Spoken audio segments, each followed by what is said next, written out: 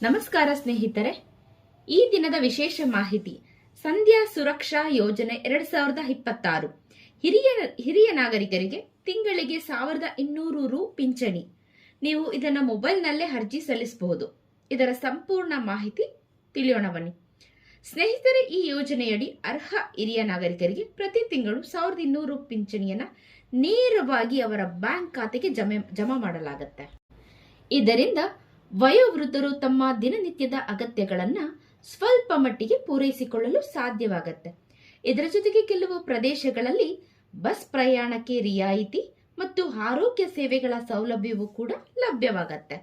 ಈ ಯೋಜನೆಯ ಪ್ರಯೋಜನ ಪಡೆಯಲು ಅರ್ಹತೆ ಯಾರಿಗೆಲ್ಲ ಇದೆ, ಹಾಗೆ ಅರ್ಜಿ ಸಲ್ಲಿಸುವ ವಿಧಾನವೇನು, ಬೇಕಾಗುವ ದಾಖಲೆಗಳೇನು, ಇದರ ಸಂಪೂರ್ಣ ಮಾಹಿತಿಯನ್ನ ಈ ವಿಡಿಯೋದಲ್ಲಿ ತಿಳಿಯೋಣ ಬನ್ನಿ. ಸ್ನೇಹಿತರೆ, ಈ ಯೋಜನೆಯ ಪ್ರಮುಖ ಉದ್ದೇಶ ಏನು ಅಂದ್ರೆ, ವೃದ್ಧಾಪ್ಯದಲ್ಲಿ ಆದಾಯವಿಲ್ಲದ ಹಿರಿಯ ನಾಗರಿಕರಿಗೆ ಕನಿಷ್ಠ ಮಟ್ಟದ ಆರ್ಥಿಕ ನೆರವನ್ನ ಒದಗಿಸುವುದು. ಪಿಂಚಣಿ ಮೊತ್ತವನ್ನ ಸರ್ಕಾರ ನೇರವಾಗಿ ಫಲಾನುಭವಿಯ ಬ್ಯಾಂಕ್ ಖಾತೆಗೆ ವರ್ಗಾವಣೆ ಮಾಡ. ಇದರಿಂದ ಮಧ್ಯವರ್ತಿಗಳ ಯಾವುದೇ ಸಮಸ್ಯೆ ಇಲ್ಲದೆ ಪಿಂಚಣಿ ಹಣ ಪಡೆಯಲು ಸಾಧ್ಯವಾಗುತ್ತೆ. ಹಾಗಿದ್ರೆ ಪಿಂಚಣಿ ಯೋಜನೆಗೆ ಯಾರೆಲ್ಲ ಅರ್ಜಿ ಸಲ್ಲಿಸಬಹುದು? ಮೊದಲನೇದಾಗಿ ವಯಸ್ಸಿನ ಮಿತಿ ತಿಳಿಯೋಣ ಬನ್ನಿ. ಅರ್ಜಿದಾರರು ಕನಿಷ್ಠ 65 ವರ್ಷ ಅಥವಾ ಅದಕ್ಕಿಂತ ಹೆಚ್ಚು ವಯಸ್ಸು ಹೊಂದಿರಬೇಕು. ಅರ್ಜಿದಾರರು ಕರ್ನಾಟಕದ ಕಾಯಂ ನಿವಾಸಿಯಾಗಿರಬೇಕು. ಆರ್ಥಿಕವಾಗಿ ಹಿಂದುಳಿದ ಹಾಗೂ ಕುಟುಂಬಕ್ಕೆ ಸೇರಿದವರು ಮಾತ್ರ ಈ ಯೋಜನೆಯ ಪ್ರಮುಖ ಪ್ರಯೋಜನ ಪಡೆಯಲು ಅರ್ಹರಾಗಿರ್ತಾರೆ. ಇದಕ್ಕೂ ಮುನ್ನ ಬೇರೆ ಯಾವುದೇ ಸರ್ಕಾರಿ ಪಿಂಚಣಿ ಪಡೆಯುತ್ತಿರುವವರು ಈ ಯೋಜನೆಗೆ ಅರ್ಜಿ ಸಲ್ಲಿಸುವುದಕ್ಕೆ ಅರ್ಹರಾಗಿರುವುದಿಲ್ಲ. ಸರ್ಕಾರಿ ಉದ್ಯೋಗದಲ್ಲಿರುವವರು ಅಥವಾ ನಿವೃತ್ತಿಯ ಸರ್ಕಾರಿ ನೌಕರರು ಈ ಯೋಜನೆಯ ಲಾಭ ಪಡೆಯಲು ಅರ್ಹರಾಗಿರೋದಿಲ್ಲ. ಈ ನಿಯಮಗಳನ್ನ ಪೂರೈಸಿದ ಹಿರಿಯ ನಾಗರಿಕರು ಮಾತ್ರ ಸಂಧ್ಯಾ ಸುರಕ್ಷಾ ಯೋಜನೆಯಡಿ ಅರ್ಜಿಯನ್ನ ಸಲ್ಲಿಸಬಹುದು. ಹಾಗಿದ್ರೆ ಈಗಾಗಲೇ ಕರ್ನಾಟಕದಲ್ಲಿ ಜಾರಿಯಲ್ಲಿರುವಂತಹ ಪ್ರಮುಖ ಪಿಂಚಣಿ ಯೋಜನೆಗಳು ಯಾವ್ಯಾವುದು ಅಂದ್ರೆ, ವಿಧವಾ ಪಿಂಚಣಿ ಯೋಜನೆ, ಅಂಗವಿಕಲ ಪಿಂಚಣಿ ಯೋಜನೆ, ಸಂಧ್ಯಾ ಸುರಕ್ಷಾ ಯೋಜನೆ, ಮನಸ್ವಿನಿ ಯೋಜನೆ, ಮೈತ್ರಿ ಯೋಜನೆ, ರೈತರ ಆತ್ಮಹತ್ಯೆ ಪ್ರಕರಣಗಳಲ್ಲಿ ಪತ್ನಿಗೆ ಪಿಂಚಣಿ ಯೋಜನೆ, ಆಸಿಡ್ ದಾಳಿಗೆ ಒಳಗಾದ ಮಹಿಳೆಯರಿಗೆ ಪಿಂಚಣಿ, ಎಂಡೋಸಲ್ಫಾನ್ ಸಂತ್ರಸ್ತರಿಗೆ ಪಿಂಚಣಿ, ಮಾಜಿ ದೇವದಾಸಿ ಮಾಸಾಶನ ಯೋಜನೆ.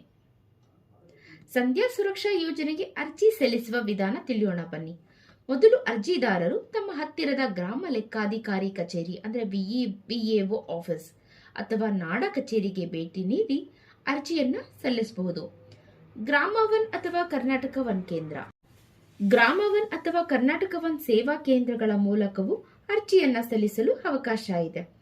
ಇಲ್ಲಿ ಸಿಬ್ಬಂದಿ ಅರ್ಜಿದಾರರಿಗೆ ಸಹಾಯವನ್ನ ಮಾಡ್ತಾರೆ. ಡಿಜಿಟಲ್ ಸೇವೆಗಳ ಮೂಲಕ ಈಗ ಅರ್ಜಿಯನ್ನು ಆನ್ಲೈನ್ನಲ್ಲೂ ಕೂಡ ಸಲ್ಲಿಸಬಹುದು. ಆನ್ಲೈನ್ ಮೂಲಕ ಅರ್ಜಿ ಸಲ್ಲಿಸಲು ಸಾಮಾನ್ಯವಾಗಿ ಒಂದಷ್ಟು ಹಂತಗಳಿರ್ತವೆ. ನೀವು ಅವುಗಳನ್ನು ಅನುಸರಿಸಬೇಕಾಗತ್ತೆ. ನಾಡ ಕಚೇರಿ ಸೇವೆಗಳ ಅಧಿಕೃತ ವೆಬ್ಸೈಟ್ಗೆ ಮೊದಲು ಭೇಟಿ ನೀಡಿ ಮೊಬೈಲ್ ಸಂಖ್ಯೆಯಿಂದ OTP ಮೂಲಕ ಲಾಗಿನ್ ಮಾಡಬೇಕು. ಆನ್ಲೈನ್ ಅಪ್ಲಿಕೇಶನ್ ವಿಭಾಗದಲ್ಲಿ ಸಂಧ್ಯಾ ಸುರಕ್ಷಾ ಯೋಜನೆಯನ್ನ ಆಯ್ಕೆ ಮಾಡಬೇಕು. ಅಗತ್ಯ ದಾಖಲೆಗಳನ್ನ ಅಪ್ಲೋಡ್ ಮಾಡಬೇಕು. ಅರ್ಜಿಯನ್ನ ಸಲ್ಲಿಸಿ ರಶೀದಿಯನ್ನ ಪಡಿಬೇಕು. ಸ್ನೇಹಿತರೆ, ಅರ್ಜಿ ಸಲ್ಲಿಸಲು ಬೇಕಾಗುವ ದಾಖಲೆಗಳು ಯಾವುದಪ್ಪ ಅಂದ್ರೆ, ಆಧಾರ್ ಕಾರ್ಡ್, ರೇಷನ್ ಕಾರ್ಡ್, ಬ್ಯಾಂಕ್ನ ಪಾಸ್ಬುಕ್, ಆದಾಯ ಪ್ರಮಾಣ ಪತ್ರ, ಜಾತಿ ಪ್ರಮಾಣ ಪತ್ರ, ಪಾಸ್ಪೋರ್ಟ್ ಅಳತೆಯ ಫೋಟೋ, ಮೊಬೈಲ್ ಸಂಖ್ಯೆ. ಈ ದಾಖಲೆಗಳನ್ನು ಸರಿಯಾಗಿ ನೀವು ಸಬ್ಮಿಟ್ ಮಾಡಿದ್ರೆ ಅರ್ಜಿ ಪರಿಶೀಲನೆ ಪ್ರಕ್ರಿಯೆ ತುಂಬಾ ಫಾಸ್ಟ್ ಆಗಿ ನಡೆಯುತ್ತೆ. ಹಾಗಿದ್ರೆ ಅರ್ಜಿ ಸ್ಥಿತಿಯನ್ನ ಮೊಬೈಲ್ನಲ್ಲಿ ಹೇಗೆ ಚೆಕ್ ಮಾಡೋದು ಅಂತ ನೋಡೋಣ ಬನ್ನಿ. ಮೊದಲು ಏನ್ ಮಾಡ್ಬೇಕಂದ್ರೆ, ನಾಡ ಕಚೇರಿ ಆನ್ಲೈನ್ ಸೇವೆನ ನೀವು ಬಳಸಬಹುದು. ಅದರಿಂದಾಗಿ ಕೆಲವೊಂದು ಕ್ರಮಗಳನ್ನ ನೀವು ಅನುಸರಿಸಬೇಕಾಗತ್ತೆ.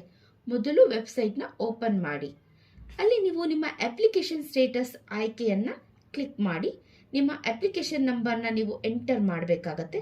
ನಂತರ ಸಬ್ಮಿಟ್ ಮಾಡಿದ ಅಪ್ಲಿಕೇಶನ್ ಏನಿರುತ್ತಲ್ಲ ಅದರ ಸಂಪೂರ್ಣ ಮಾಹಿತಿಯನ್ನ ನೀವು ತಿಳ್ಕೋಬಹುದು.